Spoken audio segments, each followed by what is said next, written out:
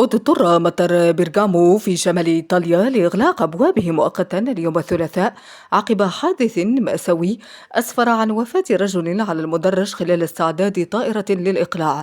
وقالت إدارة المطار في بيان إن حركة الطيران توقفت من الساعة 10:20 صباحا إلى 12 ظهرا بالتوقيت المحلي، مشيرة إلى أن السبب يعود إلى مشكلة في ممر الطائرات وأن السلطات فتحت تحقيقا في الحادث.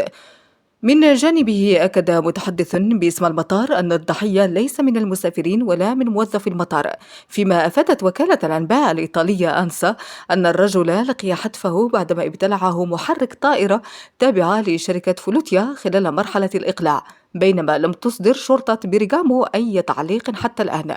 ونقلت إحدى الصحف الإيطالية عن مصادر في المطار أن الحادث وقع على ما يبدو بعد أن ركض شخص على المدرج واقترب من الطائرة ليتم سحبه إلى داخل المحرك. تجدر الإشارة إلى أن المطار يقع على مقربة من مدينة ميلانو ويستخدم بشكل أساسي لرحلات الطيران منخفضة التكلفة.